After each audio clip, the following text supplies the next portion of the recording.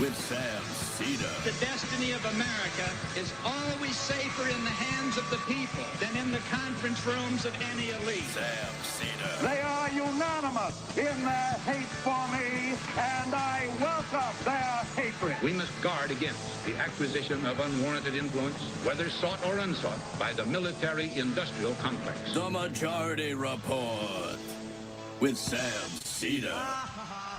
Ever get the feeling you've been cheated?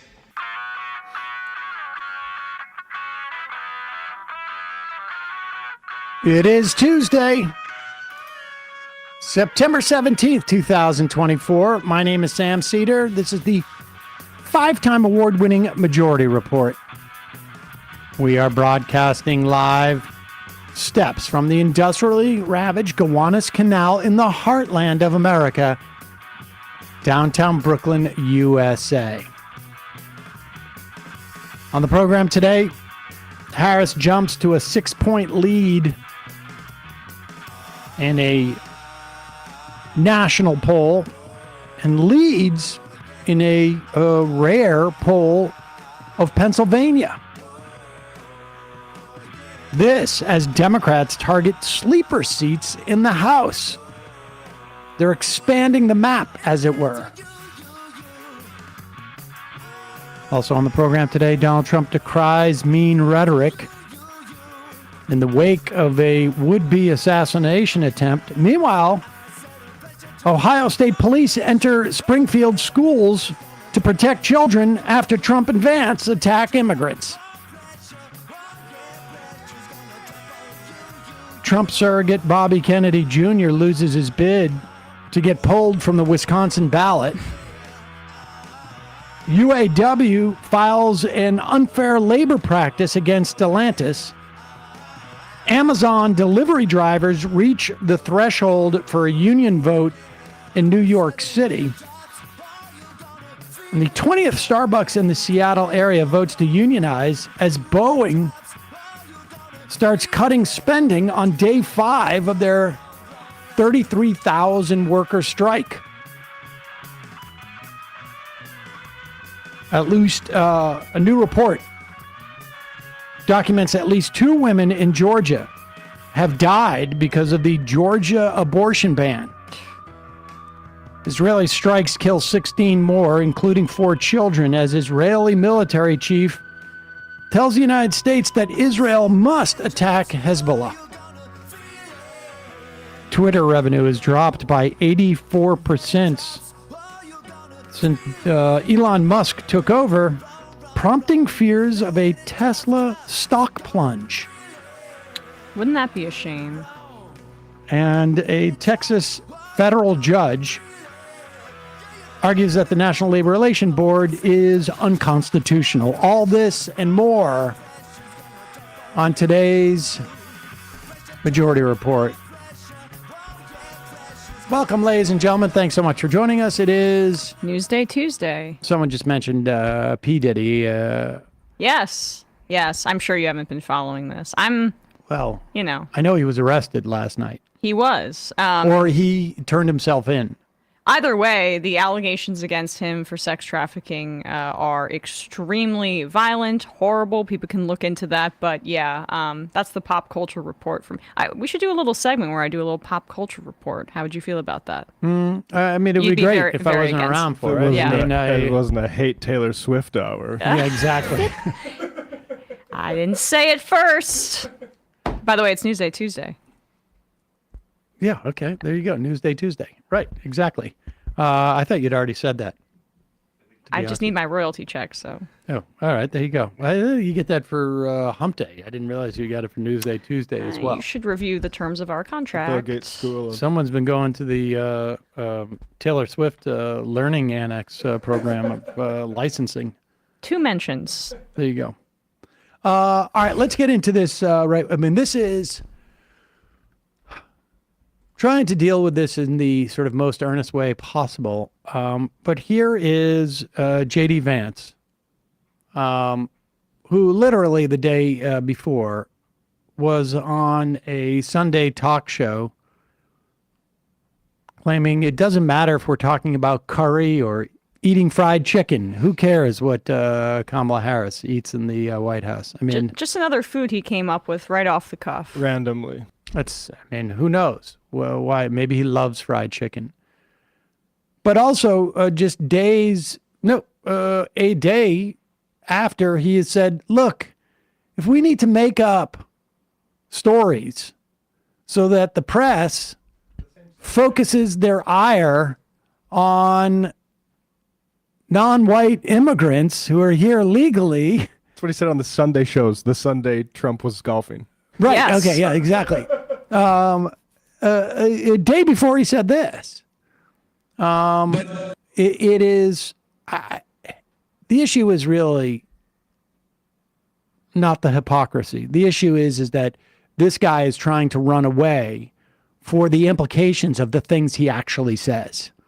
And the best way, or really the only way these guys know how to function, is the best defense is a good offense. So they're trying to change the topic to this. Was in Cincinnati, Ohio, 100 miles away from where this went down. But I do think that we should take this opportunity to call for a reduction in the ridiculous and inflammatory political rhetoric coming from too many corners of our politics. Oh my God. Look, we can disagree with one another, we can debate one another, but we cannot tell the American people that one candidate is a fascist, and if he's elected, it is going to be the end of American democracy. We cannot, as a person affiliated with Kamala Harris has said, that we need to, quote, eliminate Donald J. Trump. A New York Democratic congressman has said that in the past. If you tell the American people that this person is the end of democracy, if you tell the American people that this person needs to be eliminated, most of them, thank God, are going to ignore you, but some crazy person is going to take matters into their own hands and actually listen to the crazy rhetoric that you're putting out there.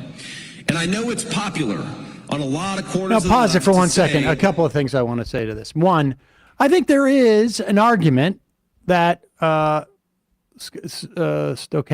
is that what it is? Yep, stochastic. Stochastic terrorism is real. I mean, we have seen examples of this, and it's nice that Vance is coming out and speaking to those specific instances where we have seen people who are fans and followers of right-wing YouTubers like Ben Shapiro, I don't know, YouTube, whatever, show hosts like Ben Shapiro and Tim Pool, who have gone on to commit terrorist attacks.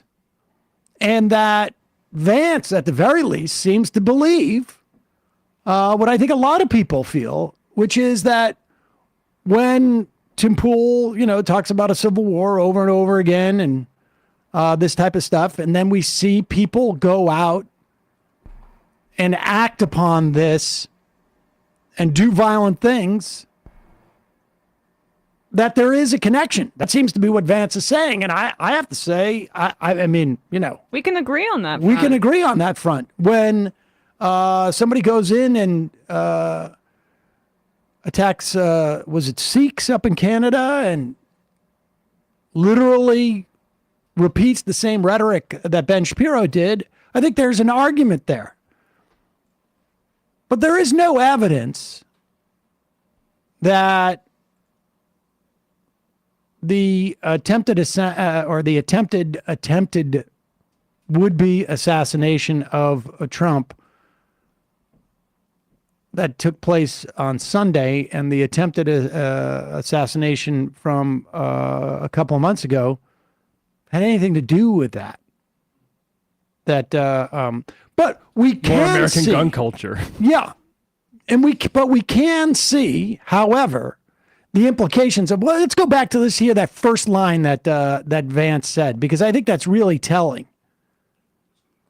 The idea of political violence, violent rhetoric, and what it can lead to. Because, or any type of rhetoric where you're basically, making stuff up. Look, who wants to be living around your neighbors if they're stealing your cats and your dogs and eating them, that's not neighborly. It's a little bit scary. Go ahead. That one candidate is a fascist, and if he's elected, it is going to be the end let's of go to the American beginning. democracy. We cannot, as a person affiliated with Kamala Harris. Can we go back to the beginning? The beginning of this clip. We have I know the hypocrisy stuff is low-hanging fruit, but Trump called Kamala Harris a, quote, radical left Marxist communist fascist 3 days ago, and then on September 5th called her a communist fascist. So if fascist is beyond the pale, he should probably give a call to the guy at the top of the ticket. Opportunity to call for a reduction in the ridiculous and inflammatory political rhetoric coming from too many corners of our politics. Okay, so let's just say ridiculous and inflammatory rhetoric. This guy went on television the day before he said this and admitted that he had made up the story of cats and dogs, or at the very least, supposedly heard it from one of his constituents. He can't name that person, and did absolutely no fact checking,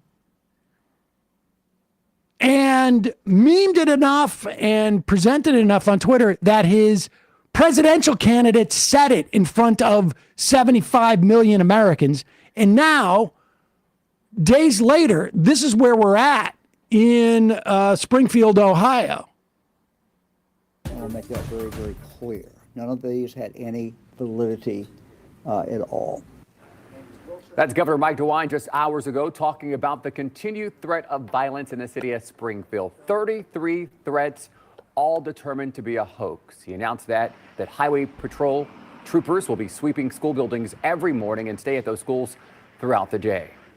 Now, we know threats have been made to public schools, hospitals, and city services, and all since the presidential debate last Tuesday, where former President Trump spoke about immigration in Springfield. The first threat happened on Thursday, September 12th, when City Hall, BMV locations, and 2 schools were threatened. In the next 3 days, a middle school and 2 elementary schools received threats. 2 hospitals and local universities all receiving threats as well. Now, this is the 5th day in a row that businesses and public offices have received threats in the Springfield area. So thank you for joining us for 10 TV. Yeah, thank you, J.D. Vance. Thank you, Donald Trump. Yeah. After all that blood libel that they were putting out there about Haitian immigrants. For coming to the rescue of the citizens of Springfield. And it's just like, J.D. Vance, wasn't your whole thing personal responsibility, and how the people of Appalachia, it's just a cultural virus that they are impoverished in this way. They just need to help themselves and own up to things and stop work blaming hard. others like capitalism. Yeah. How about you stop blaming others? Because if you can't own up to your own inflammatory rhetoric, where we saw the results of it within days, bomb threats, stochastic terrorism directed towards the people of your own state. Citizens you represent. You're supposed to be a public servant instead of being essentially a venture capitalist vampire. But that's exactly who he is and who the Republican Party represents. And I want to thank the Trump campaign for continuing to put out the guy with the most embarrassing unfavorables that a vice presidential candidate has ever had from the get-go, and making him the point person for the entire campaign, sending him out on every Sunday talk show while Trump golfs. I'm in favor of this strategy. Trump can keep doing Twitter spaces where he hawks crypto, and send out J.D. Vance in the most visible places on television in this campaign. Keep it up, buddies. You guys are doing a great job. We've got more to talk about, but first, a word from our sponsor. I'm really into I got a couple of different things in my, let's put it this, there's a couple arrows I go for in terms of what I got in my quiver to provide food, particularly for a child and I. And once or twice a week, I want to cook, but I also don't have much time to cook. And I think it's important. I mean, also, one, I just want to show my son, you can cook. You can actually prepare your own meals. Right. And I also want him to eat something that he will eat, or cook something he'll eat, like pork cabbage with stir fry, which is delicious and only takes about 20 minutes. Ginger chicken and rice in a bowl with a little bit of cucumbers. And if he wants the peanuts, he can have the peanuts. What am I talking about? A changing menu of 50 recipes to choose from each week. HelloFresh makes it easy to always find something the whole family will love. I want to thank HelloFresh for supporting the Majority Report. And now with summer in the rearview mirror, kids back at school, want to make sure that they have a home-cooked meal at least a couple of times a week. But frankly, I don't have the time to do that. It's for me, the way I do that is HelloFresh. And now for a free breakfast for life, you can go to HelloFresh.com/free majority. That's one free breakfast item per box while your subscription is active. Home cooked meals, obviously so much better for you. But if you're like me, you don't have time to pull it off. HelloFresh handles all the meal planning, all the shopping, and most of the prep. No more endless recipe searching. No more spending money on a whole jar of spices for only a pinch. With HelloFresh, everything you need to make delicious meals comes right to your door, pre-proportioned and fresh. Plus, the included step-by-step recipe cards make cooking simple. This is really, the thing that's awesome about this, there's a couple of things that I've found, because I've used other services like this over the years. The portions are perfect. There's no huge waste at all. I hate wasting food. And it's true. Like, I'll buy a couple tomatoes, one or two will end up getting rotten. Now I don't do that. Same with the spices, whatnot. And they have a whole range of types of meals, flavors, et cetera, but also prep times. They even have like one pan stuff for people like Matt who don't like to do any cleaning or anything like that.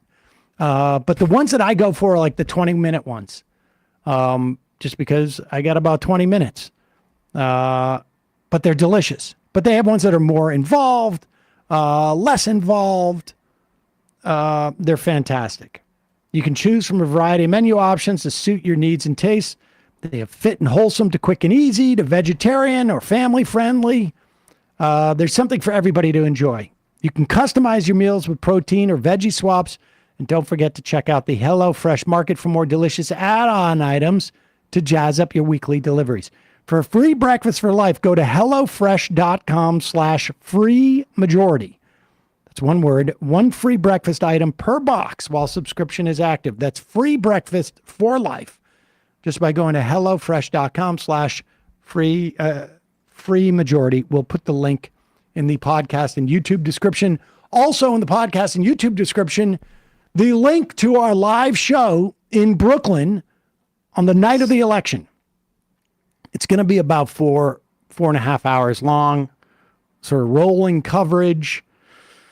We've got a bunch of things that we're going to figure out, but it's going to be a fun time or a really miserable time.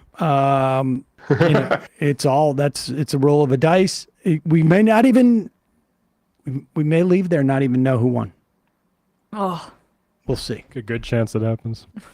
We should have something planned in case that's I don't know what, like some kind of game or something. Oh, yeah. What if we don't know? If we don't know, there's some sort of way we leave. I don't know. See you tomorrow.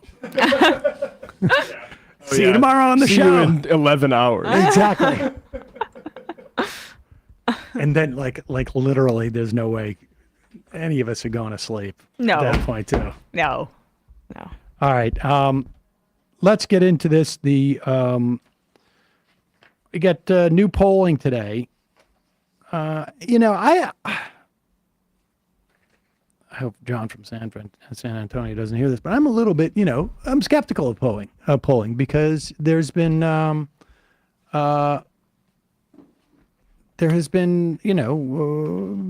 in the past where it has not worked out.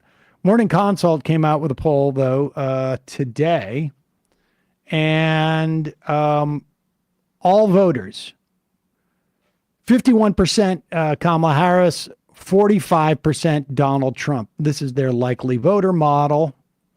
Trump 2020 voters, only 91% are voting for Trump. 5% are voting for Harris. Biden 2020 voters, 93% voting for Harris, 4% voting for Trump. So there's a net pickup of 1% of Trump voters, theoretically, but also, some are going to the third party from Trump. He's bleeding that. Harris leads 18 to 34, 56 to 41. With black voters, 78% to 18%. It's still a big figure for Trump, which would be surprising, but it's not impossible.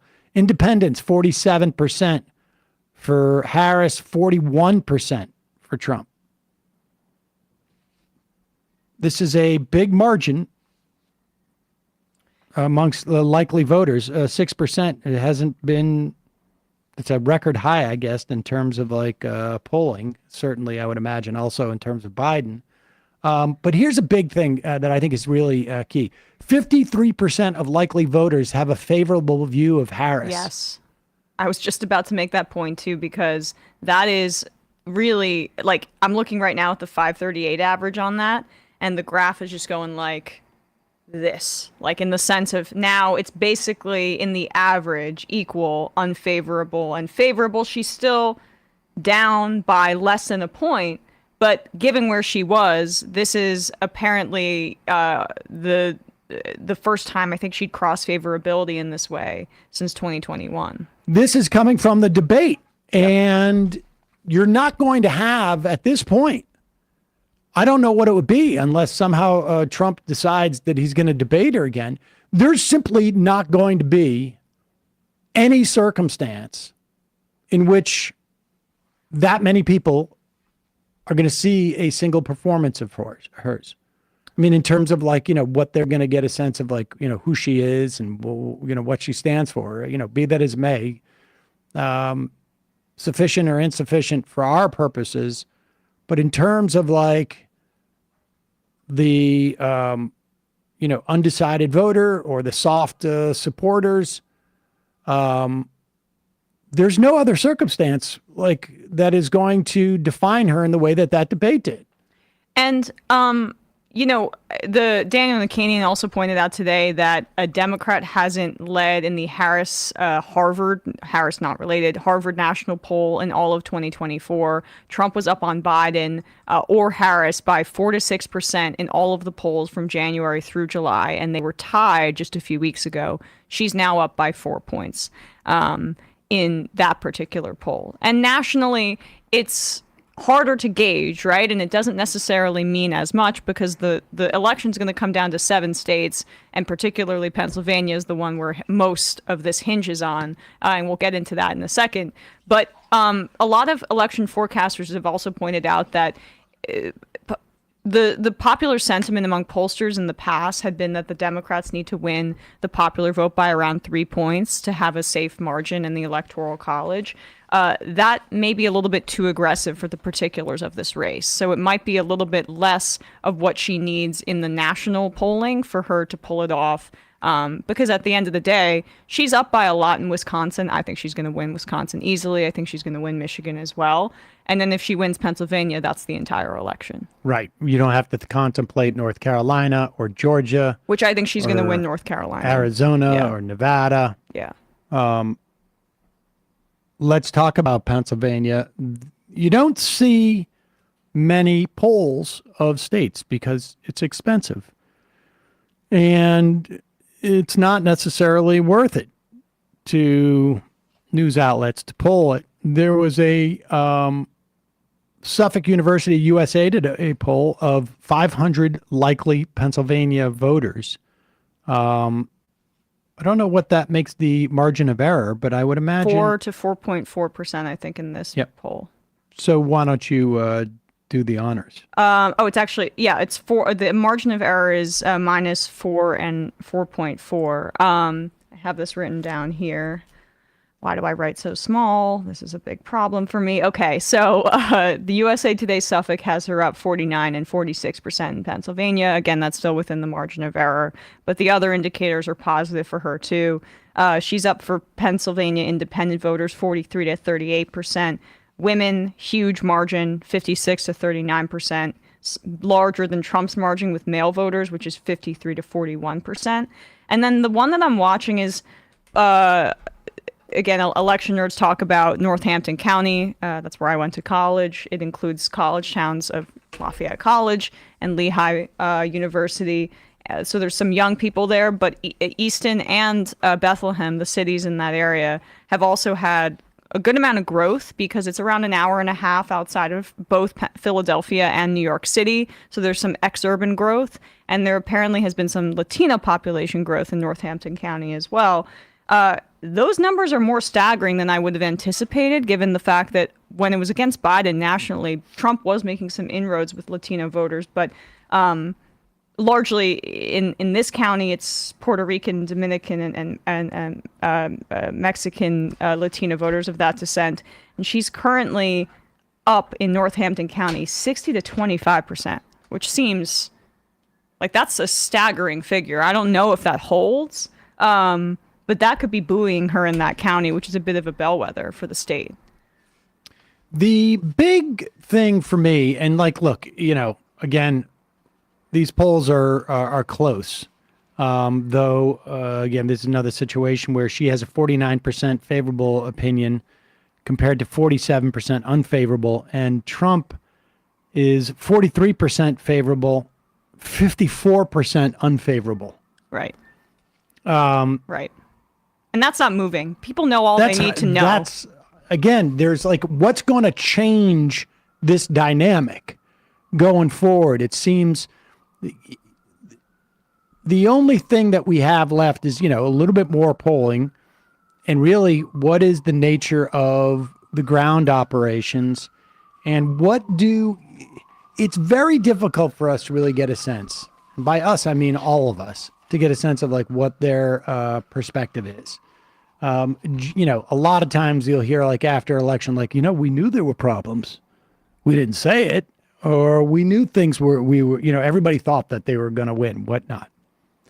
This is an indication, at least, what the Democrats are thinking of their election.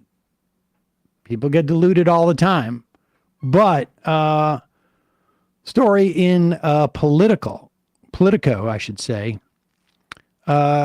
Democrats are increasingly directing money and manpower toward targets like Michigan's 10th, Wisconsin's 3rd, Iowa's 1st and 3rd, which were considered reach seats even just a few weeks ago. Trump had won them by 0 and 5 points in 2020, and they were considered flat out unwinnable as of spring of this year. So Democratic leadership aligned House Majority PAC is going up on TV in Michigan's 10th with a buy of 1.4 million. That's more than the Democratic candidate Carl Malinga spent all of last cycle when he lost to John James, who is now up for re-election, by 1,600 votes. So last cycle, there was $0 that came in from the Democratic Party. Off-year election, lost by 1,600 votes. Now they're dumping in $1.4 million. It is likely that if the Democrats take the House, which I don't think they can do without really winning the presidency, frankly. But if they did, it would come from California and New York. There's about 9 seats there that should have swung the other way after that 22 election. However, they're already starting to fund the expand the majority sort of tactic. But that was the explanation for the Times Siena poll that we got last week, right? That people were bandying around the idea that perhaps she's losing a share in the national polling because her numbers are depressed in big blue states like California and New York, which would track, by the way, with how the results went down in 2022 as it related to the midterms, because particularly in this state, we're run by an idiot in Kathy Hochul, who's been an anchor around like the feet of a lot of Democrats' chances in the state. But these polls also then maybe also lend credence to the claims that Times Siena poll could have been an outlier too. Yeah, it's unclear, and we'll get a better sense of that going forward. I mean, one of the reasons why people felt the votes were depressed in California and New York State last time was because those two states are least likely to be impacted by the Dobbs ruling, and there was this whole crime narrative. But again, 2022, we're still. And I don't mean to downplay what's going on with COVID right now. I would recommend everybody go out and get your COVID vax shot and your flu shot for that matter. But in like 26 states around the country, wastewater stuff is way through the roof with the COVID. But 2022, we were still like, at least our government and certainly the way that people were acting was we're still in the midst of COVID. Yeah. And so COVID's still around, but there's a greater sense of normalcy here, and who knows, how that's going to implicate who gets out to vote. But in Iowa's first district, and we should say there was just a poll that showed it doesn't look like Harris is going to win Iowa, but Biden was down in double digits in Iowa. And now Harris seems to be within like 4 or 5 points. They're also having decent numbers I think she was within single digits in Nebraska. Well, it's certainly in that one district that gets you the electoral vote. She's up there, right? Yep. Yeah. But we got Iowa's first and third and Wisconsin's third district. A new poll by the Democratic House Majority PAC shows Rebecca Cook, a new Democratic recruit, leading Republican incumbent Derek Van Orden by 2 points, 49 to 47%. This is a district that Trump won by 5. Yep. Yeah, I mean, look, you can't glean a ton or everything from polls, but in 2016, it was very close, right? And the change candidate was Trump. And Hillary Clinton was running a campaign that had a lot of problems, including not visiting key swing states that ended up going poorly for her, where Harris and Walz are not. Their messaging is extremely safe and risk averse, but their strategy has not been in terms of like their vigorousness and how they're going on the campaign trail and things like that. And I think North Carolina in particular, with Robinson being such a psycho, it's just such a buoy for Democrats there, where Republicans have to divert, Trump at least has to divert his resources in places where he didn't think that he would have to before. Like I saw Doug Emhoff was down doing a rally or a campaign event at the Villages in Florida, and there was a lot of excitement there. At least there were, Florida Democrats saying this is something, there's a spark of energy here. And she had gotten some criticism months ago, the campaign, for putting resources into Florida, which I love in the sense of like, at the very least, you begin to build up an infrastructure for a party that has just completely ceded the territory to the Republicans. But if they think that they can like build on an abortion measure in Florida, a cannabis legalization measure in Florida, and have Trump have to put money into his home state at this point, his home turf, I feel good about it, right? And I'm not trying to make predictions, but like there's these junk polls that Trump is advertising, right? There's a whole cottage industry of these Republican pollsters that use questionable methodology, but drive, but still get included in the aggregate in a lot of models. when it's really just there to give good press for the campaign. So Trump can put a graphic up on Truth Social and be like, see, I'm winning. I won the debate. I'm winning the state, whatever. You have to just go, I think, by the more highly rated polls, and the Suffolk one that we just talked about, particularly in Pennsylvania, is highly rated. And last thing on this is this whole strategy of targeting Polish Americans is really interesting. I think Trump's supposedly going to a Polish church in Pennsylvania today, if I saw that correctly. And there are 700,000 Polish Americans in Pennsylvania. Which is 5% of the population. They also have a high share. They're eating cats. And they're eating dogs. They have a high share in Wisconsin and Michigan, too. So that's also part of the situation as it relates to, like, her at the debate being very hawkish towards Russia. Like, let's be real. I mean, and then her calling out them by that community by name.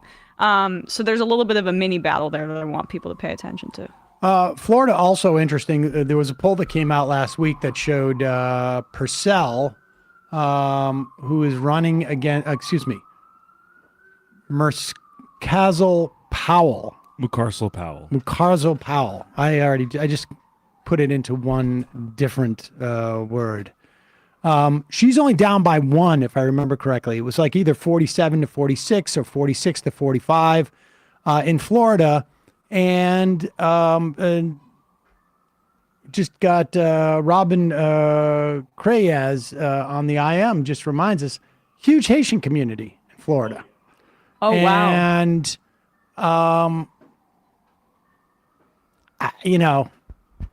it'll be interesting to see how that tracks. God, they're pissing off. We just did the story yesterday about how Marjorie Taylor Greene had to call Laura Loomer racist for what she said about Indian Americans because there's a large percentage in Georgia. Yeah, like 1.5%. I mean, it's not huge, but yes. it's not nothing. That's for sure. In that context, and also in North Carolina. So we'll see. Maybe that's why Vance wants to slow down on the rhetoric, because they can't help but open their mouths and offend people. See, so this is why you guys don't get invited places. So that's the update in terms of the, let's talk a little bit about the implications of it in the context first of the National Labor Relations Board. A Texas federal judge, and this is going to come as a shock to you, but it's from the Fifth Circuit. We've talked about the Fifth Circuit over and over and over again over the past couple of years. This is where every corporation in the country goes to a venue shop to find a federal judge down there in the Fifth Circuit, because they're heavily Trump appointed, and they're the most bat crap of all of them. And if you can get it into that that circuit, I should say, you got a good chance of winning. So Judge Mark Pittman, there's granted an injunction for Find Help. Find Help is a tech company accused of unfair labor practices. And the National Labor Relations Board had found, or a National Labor Relations Board judge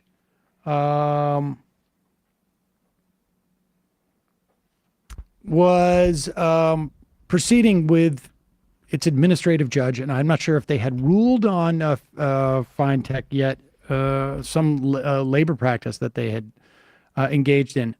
But this Fifth Circuit judge found that under Jarksy, you'll remember Jarksy was the case where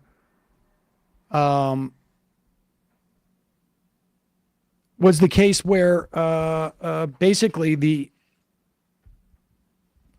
a corporation was trying to argue that the SEC had no right to have an administrative judge rule on what they were doing. And under Jarksy, the Supreme Court found like maybe this is unconstitutionally set up for administrative judges to exist. And this Fifth Circuit judge has now applied that to the National Labor Relations Board. Trump appointee, by the way. Trump appointee, of course. All those idiots who, and there was a wide range of idiots about this. The implications of our federal judiciary are not sexy. They're not fair. They're certainly not democratic in the way that they're set up. I mean, I don't know if judges, you can elect judges, but I can tell you with unfettered money in politics, the outcomes are not particularly good either. But we have a system where the federal judiciary, particularly if the Supreme Court is stacked ideologically, can destroy worker power, can destroy the environment, can destroy, I don't know, health and safety in terms of food, housing. They could limit the amount of health insurance, like every single thing on your list, regardless of where you are positioned from the center to the left, and I mean real left, can be destroyed, prevented, inhibited at the Supreme Court. Student loan forgiveness, even the modest stuff that the Biden administration has done, even the modest stuff that was supposedly under the rock solid Education Act is being overturned by these right-wing courts. All of it.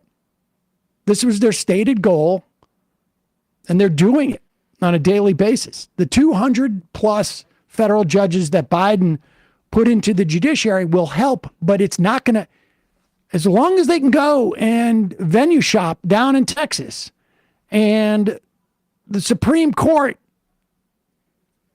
is 6'3" right-wingers, that's it.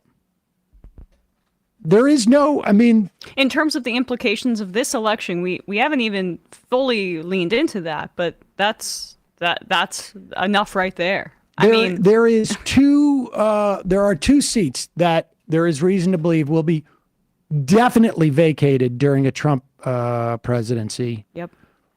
Maybe vacated during a first term of a Harris presidency. Thomas and Alito, there's every reason to believe that both those guys are done. Alito's wife that was the implication in what she said on that secretly recorded audio, right, that like the statute of limitations for defamation is XYZ. The implication was like, I think she said 5 years. Basically, we won't be here in 5 years because they, at that point, were banking on Trump winning. And then Thomas too, right? He wants to cash out. But there's also mounting pressure on Sotomayor, who has diabetes, some health issues, right? To resign, to put somebody new in, because that's the game the Republicans are playing. So don't pretend they're not doing that. 100%. Play it yourself. And there is a big difference between 5-4 and 6-3. Yeah. We've seen that. Just because they just don't have and nobody wants to be that pivotal vote every time on the court. But, you know, if they were to lose 2 seats, then it's 5-4. Then everything flips. It's a big deal. And we see it. We're seeing it all across the board. A lot of stuff happening in the context of labor. The National Labor Relations Board ruled that Starbucks illegally, this is yesterday, illegally closed all 3 stores in Ithaca. The agency ordered those stores to be reopened with the unionized staff and rehired and given 16 months of back pay. And incidentally, Starbucks is also engaging in a lawsuit to destroy the National Labor Relations Board. this as the 20th Starbucks location in Seattle has voted to unionize.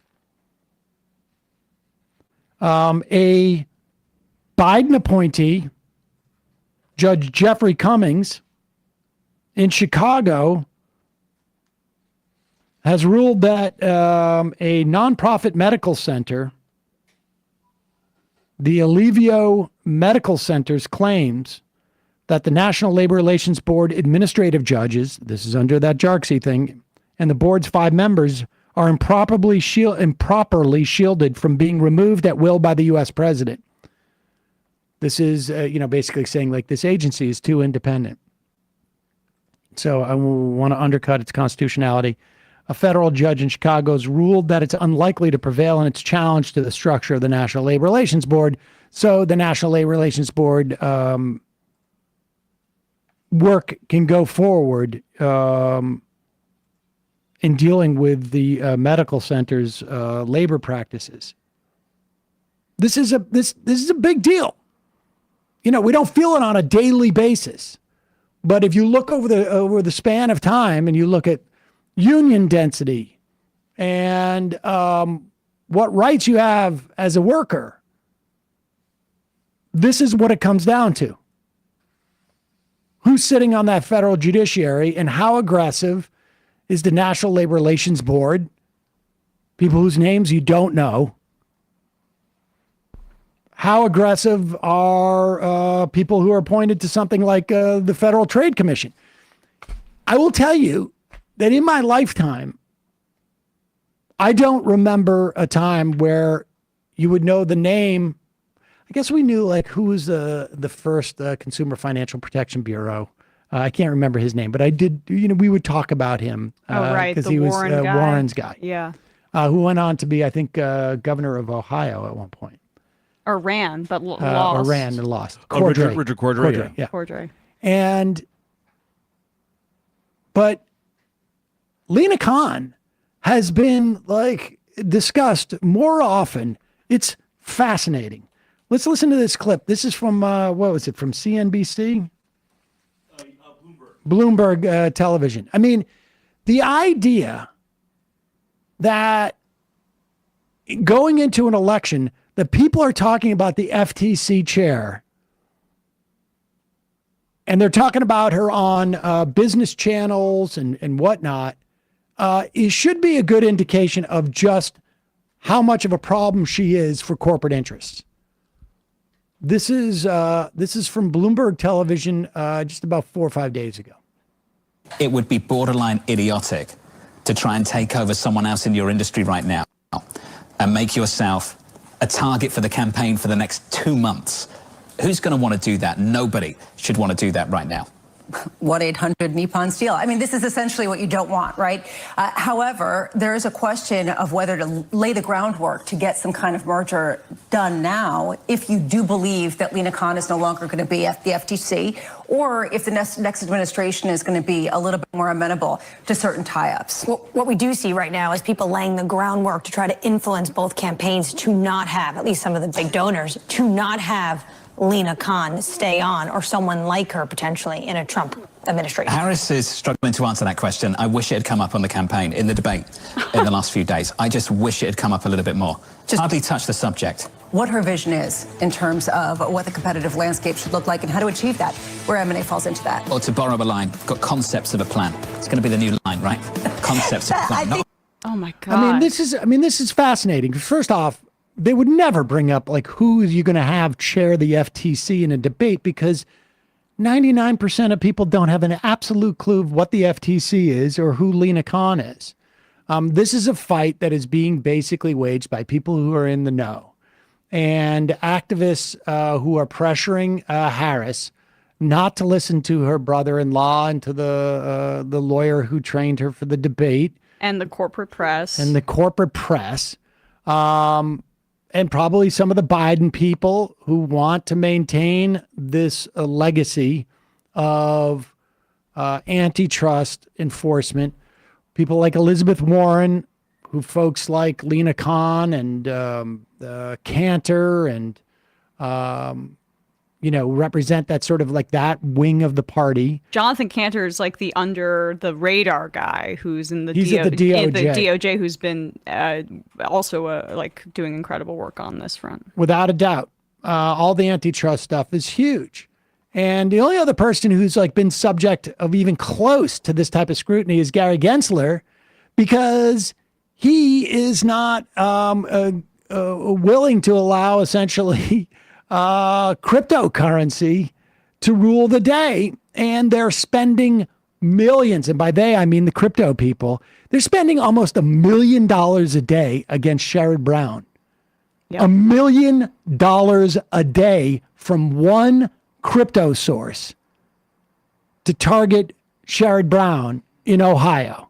Bernie Moreno, who's the Republican in that race, is a complete lunatic, by the way. He's like the guy that I think was he elevated by the Democrats to get him into the general election? He might have been that kind of candidate. But anyway, go on. Sorry. He's the one who kept hiring interns who kept pranking him by signing him up for things like Grindr at his mother's house in Florida.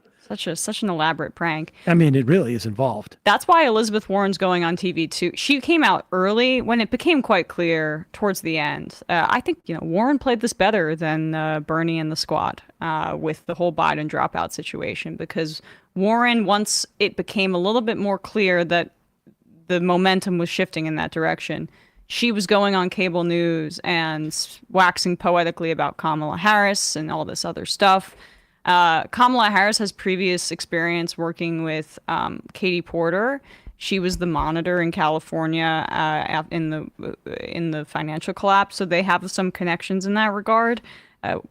Katie Porter was Warren's protege, so there's like still hope that she doesn't listen to this stuff, but there's also who you say, like her brother-in-law Tony West, who's definitely not the kind of guy that's going to be in favor of Alina Khan staying on. And Karen Dunn, who is literally coaching her. Karen Dunn. Oh. Karen Dunn, who was coaching her for the debate prep, was literally the lead litigator for Google in their ongoing antitrust case, like literally appearing in court. Gave the opening statement. Yeah. Oh my God.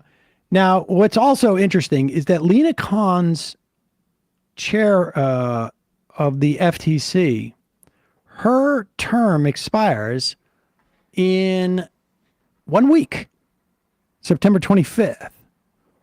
And it is unclear whether she could get reapproved by the Senate, because apparently Josh Hawley, the prairie populist, who was a fan of Lina Khan's, is now sees her record as mixed in some way.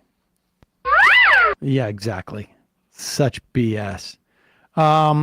She can stay on as acting chair forever, essentially, if the Senate doesn't approve anybody.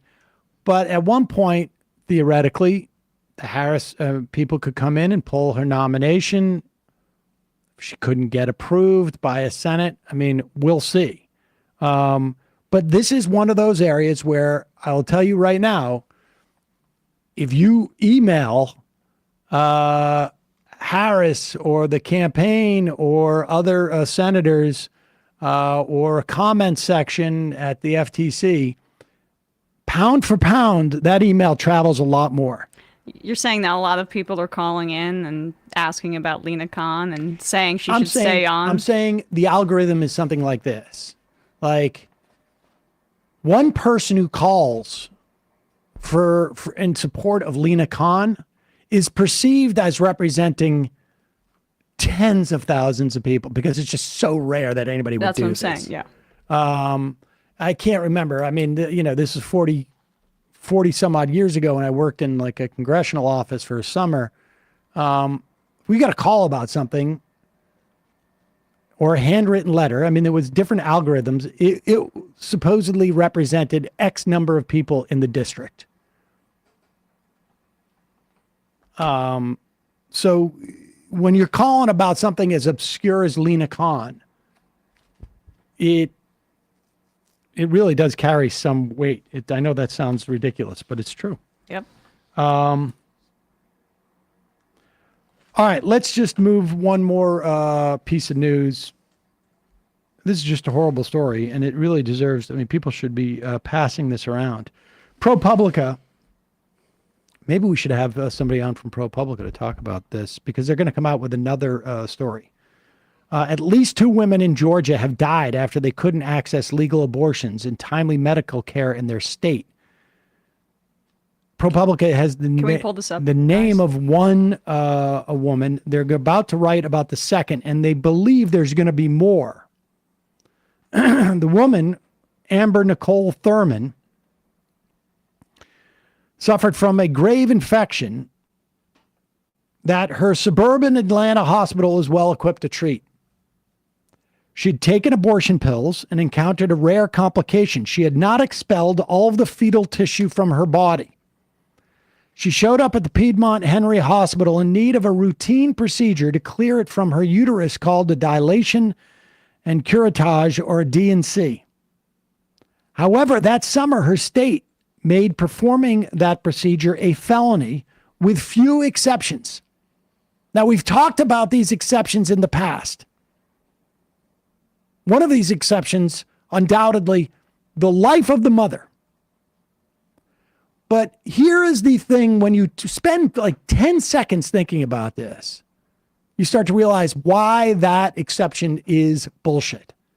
Because when your life is in jeopardy from a potential infection, whatever it is, or some other malady, like, you know, people go through this with sepsis all the time. People lose people to sepsis all the time. There's no indicator light on the top of your head that says you've passed a certain threshold in which your life is in jeopardy. When doctors say, like, oh, well, you have a 20% chance of survival here, they're just looking at past statistics. There's no like blood reading that says 20% survival.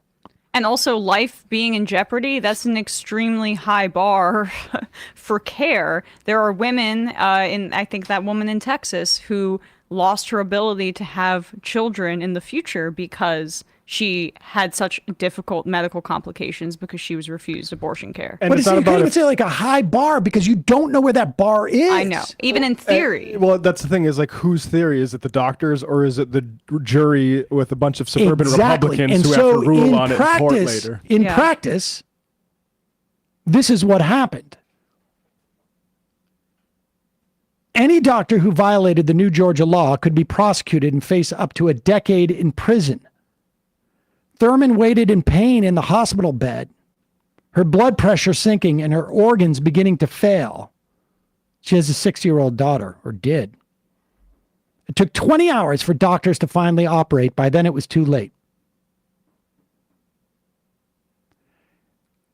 Recently, an official state committee, which assesses these, but 2 years later, found that she should not have died. Tasked with examining pregnancy-related deaths to improve maternal health, the experts, including 10 doctors, deemed hers preventable and said the hospital's delay in performing the critical procedure had a large impact on her fatal outcome. ProPublica obtained reports that confirm at least 2 women have already died after they couldn't access legal abortions and timely medical care in their state. Committees like the one in Georgia, set up in each state, often operate with a 2-year lag, meaning that experts are only now beginning to delve into deaths that took place after the Supreme Court overturned the federal right to an abortion. This is Thurman's case is the first time an abortion-related death officially deemed preventable is coming to public light. ProPublica apparently will share the story of the second case in a couple of days. And they go on to write that despite the fact that some of these abortion laws have so-called exceptions, the most restrictive state laws, expert predicted, would pit doctors' fears of prosecution against their patients' health needs, requiring providers to make sure that their patient was inarguably on the brink of death or facing irreversible harm when they intervened with procedures like a D&C. And that's the point. I'm a doctor. I don't know how a jury is going to assess this case.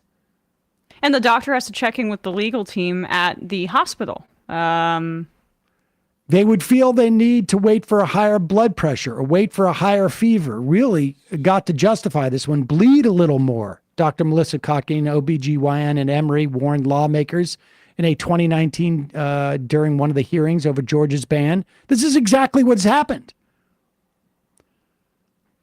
The doctors and nurses involved in Thurman's care declined to explain their thinking. I mean, there's at least 2 of these in this state. There's probably more. And there's a 2-year lag on this. And can we just show the photo if you scroll down? This is the woman, who died, who was killed by the state. And her orphan child. She has a son. She was, I think, 28 years old. Wanted to go to nursing school. Black women have the highest mortality rate in the United States. This is from last year, 69.9 per 100,000 live births for 2021. This was data from 2023, but almost 3 times the rate for white women, according to the CDC. And that's been the case for it's been a problem decades. Going back to the original like Black Panthers era when there was talk about trying to get the word genocide used to deploy and label these sort of massive disparities, which again we haven't dealt with for half a century. Black people in this country have been on the front lines of medical malfeasance, and again, this is the state, but even like broadly for the entire history of this country, whether it be these experiments on black women and hysterectomies, or whether it be now when you see even things like when black women and black people don't get the same level of pain care and pain meds because there have been surveys of medical students, and like a disturbing figure, a number of them think that black people's skin is thicker. Like that's just, I mean, the level of how deep this goes. And again, this is a story about broadly reproductive rights for people who can get pregnant, but we know who's going to bear the brunt of this at the end of the day.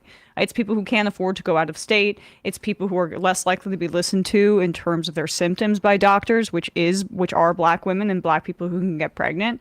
And so this abortion policy, the overturning of Roe and Dobbs, is both a racist policy and, of course, like an anti-woman religious fundamentalist thing. Yeah, and it's again because like poor people. It's definitely going to happen to white people, white women, if it hasn't already happened to them. And of course, we've heard a couple of stories, I think, out of Texas, but we're going to hear a lot more stories because you're going to start to hear more and more of these committees making these assessments.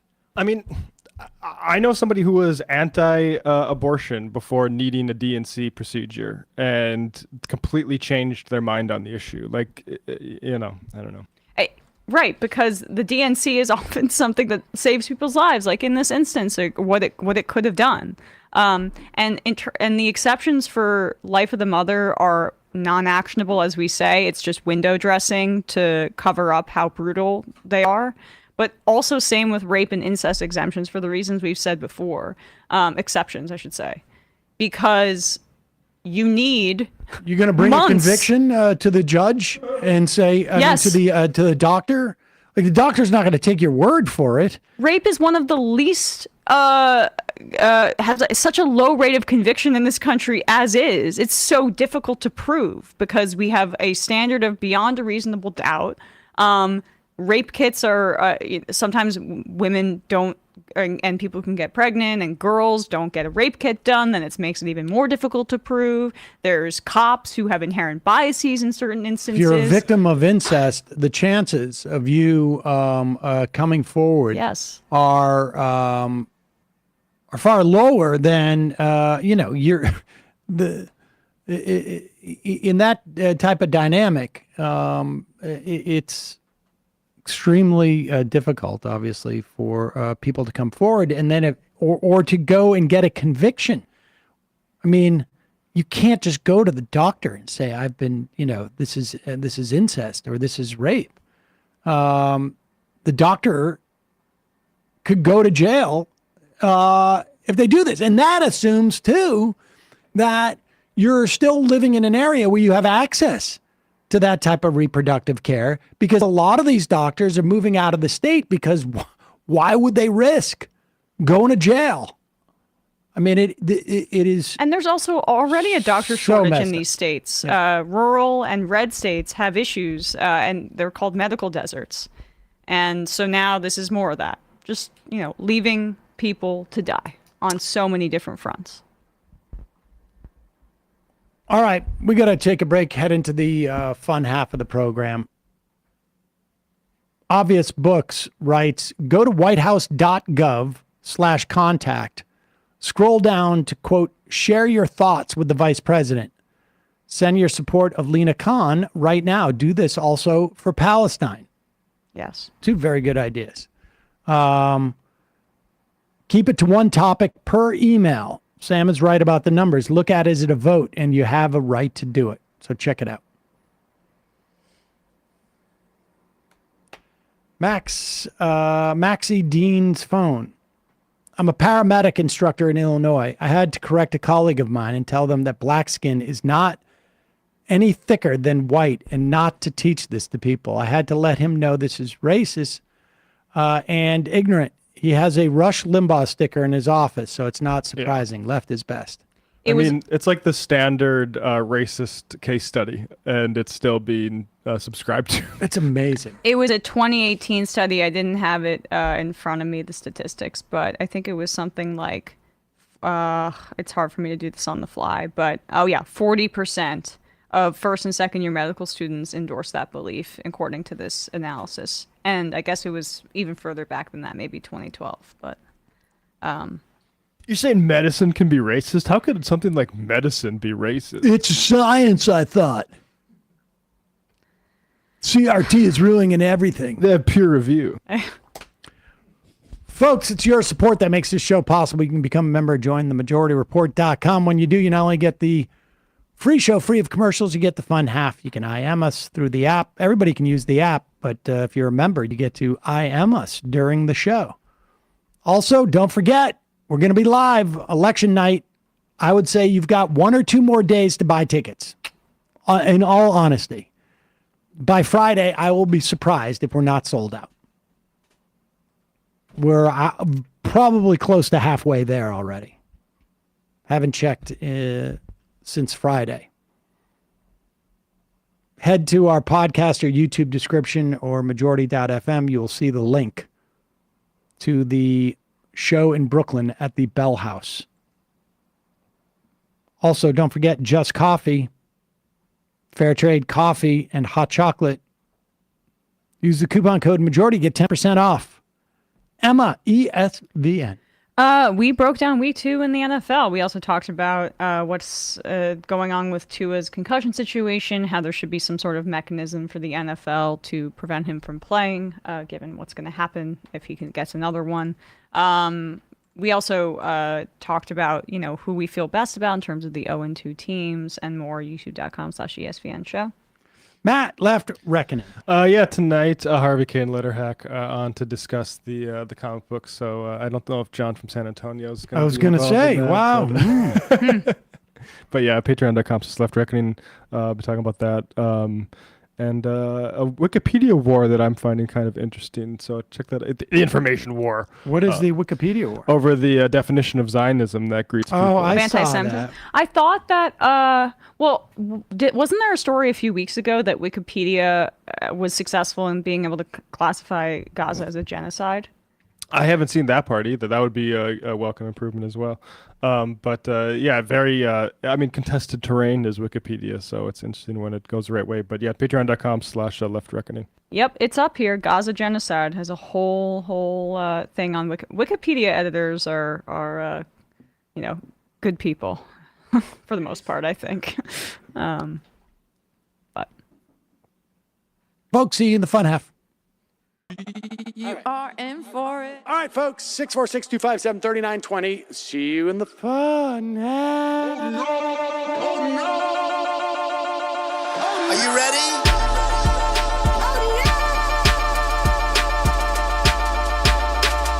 Who sent us this? Alpha males are back for Boy is back, and the alpha males are back. Just as delicious as you could imagine. The alpha males are back. Boy is back, and the alpha males are back. Just want to degrade the white man. Alpha males are back. I take all of it in my throat. Alpha males are back. Snowflake says what? The alpha males are back. You are a madman. And the alpha males are back. Oh no, Sam Seder! What a fucking nightmare! Bring back DJ Danner. Yeah, or a couple of them. Just put them in rotation. DJ Danner. Well, the problem with those is they're like 45 seconds long, so I don't know if they're enough of a break. That's fucking nonsense. You see white people doing drugs, they look worse than normal white people, and all white people look disgusting. And the alpha males, psych, fuck them. Snowflake says what?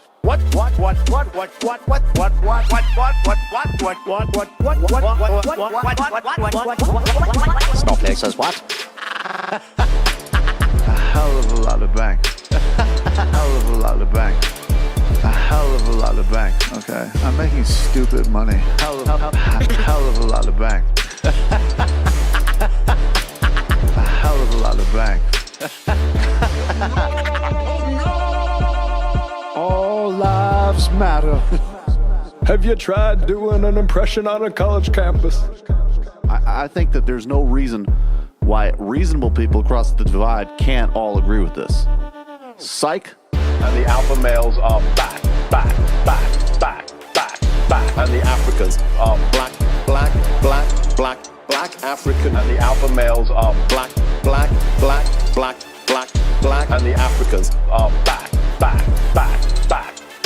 When you see Donald Trump out there, doesn't a little part of you think that America deserves to be taken over by jihadists? Keeping it 100. Can't knock the hustle.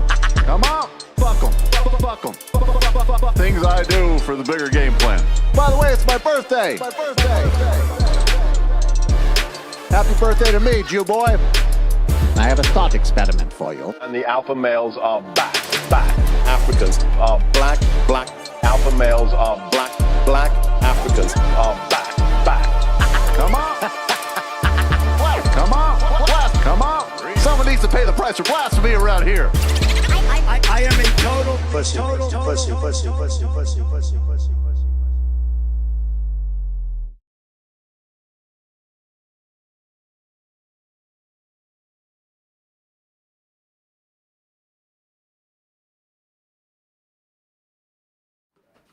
We are back. Sam Seder, Emma Vigeland on the Majority Report. We will take your calls shortly. I'm going to call in the meantime, but we will take your calls shortly. Kowalski from Nebraska moons as he had a spleen transplant and the donor was from a werewolf. So his spleen turns into a werewolf spleen, which usually causes Sam's eczema to break out. Poggers, I don't know what that's in reference to. I feel like I got in midway. Call what it is. After taking down Crowder, Dorr, and now Tim Pool, who's next on your list, Sam? By the way, you might want to get rid of them pagers you got as a gift from the Bulla brothers. Have you heard about that? No, it was a bunch of phones are exploding in Lebanon. I mean, Israel's saying it's all Hezbollah agents. I would be surprised if they were that strict in their targeting. But from what I can see, it seems like they were tampered with beforehand, and it's not just something where they're making the batteries explode because of what I'm seeing. And this is all provisional, but that they must have been tampered with because there seemed to be big explosions going off on people's hips with their pagers and phones, just randomly. A bunch of people in like emergency rooms and a lot of chaos. It's crazy. Is that the Hezbollah thing? Well, Lebanon thing. Kowalski from Nebraska.